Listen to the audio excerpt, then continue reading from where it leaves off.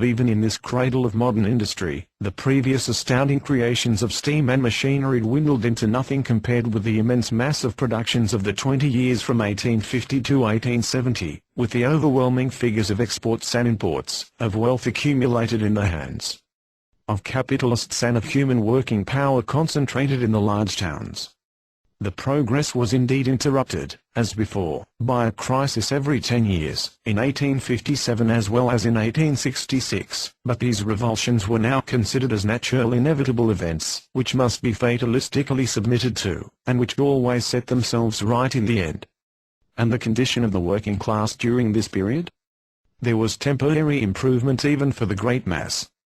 But this improvement always was reduced to the old level by the influx of the great body of the unemployed reserve, by the constant superseding of bands by new machinery, by the immigration of the agricultural population, now too, more and more superseded by machines. A permanent improvement can be recognized for two protected sections only of the working class. Firstly, the factory hands. The fixing by Act of Parliament of their working day within relatively rational limits has restored their physical constitution, and endowed them with a moral superiority, enhanced by their local concentration. They are undoubtedly better off than before 1848. The best proof is that, out of 10 strikes they make, 9 are provoked by the manufacturers in their own interests, as the only means of securing a reduced production. You can never get the masters to agree to work short time, let manufactured goods be ever so unsellable, but get the work people to strike, and the masters shut their factories to a man. Secondly, the great trades unions. They are the organizations of those trades in which the labor of grown-up men predominates, or is alone applicable.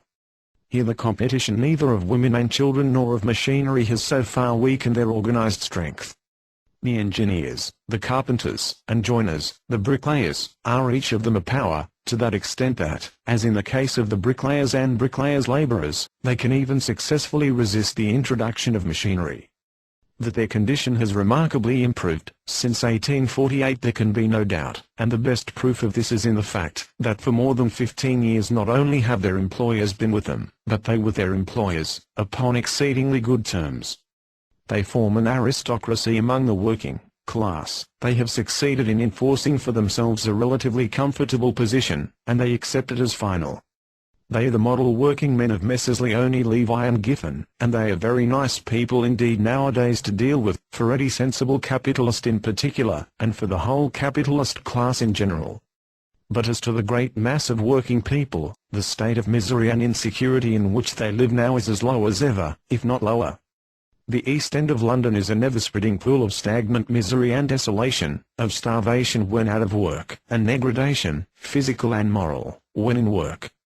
And so in all other large towns, abstraction made of the privileged minority of the workers, and so in the smaller towns, and in the agricultural districts.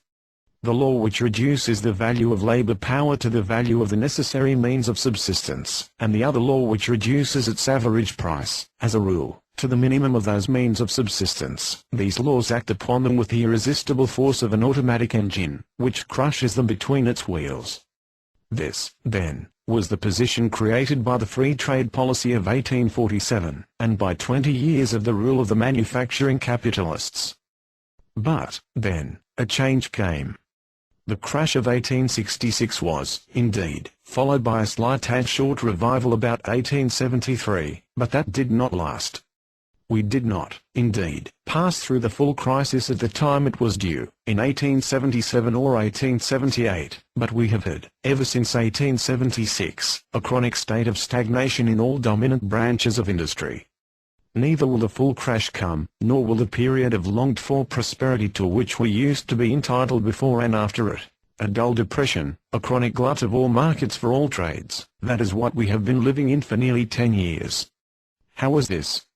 The free trade theory was based upon one assumption, that England was to be the one great manufacturing centre of an agricultural world. And the actual fact is, that this assumption has turned out to be a pure delusion. The conditions of modern industry, steam power and machinery, can be established, wherever there is fuel, especially coals. And other countries beside England, France, Belgium, Germany, America, even Russia, have coals.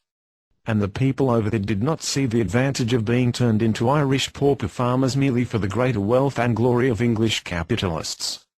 They set resolutely about manufacturing, not only for themselves, but for the rest of the world, and the consequences, that the manufacturing monopoly enjoyed by England for nearly a century is irretrievably broken up. But the manufacturing monopoly of England is the pivot of the present social system of England. Even while that monopoly lasted, the markets could not keep pace with the increasing productivity of English manufacturers. The decennial crises were the consequence. And new markets are getting scarcer every day, so much so that even the Negroes of the Congo are now to be forced into the civilization attendant upon Manchester calicos, Staffordshire pottery, and Birmingham hardware.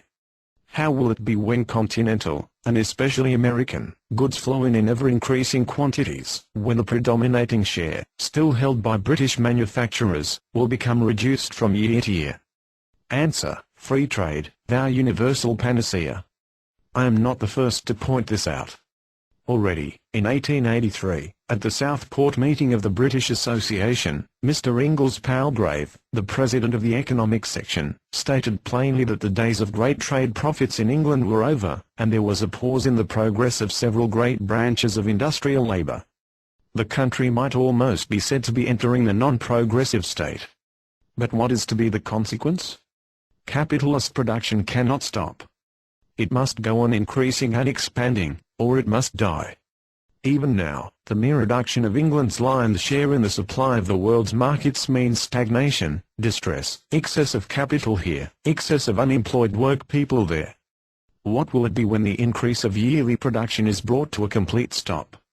Here is the vulnerable place, the heel of Achilles, for capitalistic production.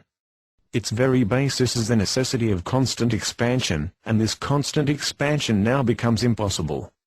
It ends in a deadlock. Every year England is brought nearer face to face with a question: either the country must go to pieces, or capitalist production must. Which is it to be? And the working class? If even under the unparalleled commercial and industrial expansion, from 1848 to 1866, they have had to undergo such misery, if even then the great bulk of them experienced at best but a temporary improvement of their condition, while only a small, privileged, protected minority was permanently benefited, what will it be when this dazzling period is brought finally to a close, when the present dreary stagnation shall not only become intensified, but this, its intensified condition, shall become the permanent and normal state of English trade? The truth is this: during the period of England's industrial monopoly the English working class have, to a certain extent, shared in the benefits of the monopoly. These benefits were very unequally parcelled out amongst them. The privileged minority pocketed most, but even the great mass had, at least, a temporary share now and then. And that is the reason why, since the dying out of Owenism, there has been no socialism in England. With the breakdown of that monopoly, the English working class will lose that privileged position. It will find itself generally, the privileged and leading minority, not accepted on a level with its fellow workers abroad. And that is the reason why there will be socialism again in England. To this statement of the case, as that case appeared to me in 1885, I have but little to add. Needless to say, that today there is indeed socialism again in England, and plenty of it, socialism of all shades, socialism conscious and unconscious, socialism prosaic and poetic, socialism of the working class, and of the middle class. For, verily, that abomination of abominations, socialism, has not only become respectable, but has actually donned evening dress and lounges lazily on drawing-room caususes. That shows the incurable fickleness of that terrible despot of society, middle-class public opinion, and once more justifies the contempt in which we socialists of the past generation always held that public opinion. At the same time, we have no reason to grumble at the symptom itself. What I consider far more important than this momentary fashion among bourgeois circles of effecting a mild dilution of socialism, and even more than the actual progress socialism has made in England generally, that is the revival of the East End of London. That immense horn of misery is no longer the stagnant pool it was 6 years ago. It has shaken off its torpid despair, has returned to life, and has become the home of what is called a new unionism, that is to say, of the organization of the great mass of unskilled workers. This organization may to a great extent adopt the form of the old unions of skilled workers, but it is essentially different in character. The old unions preserve the traditions of the time when they were founded, and look upon the wages system as a once-for-all established, final fact, which they at best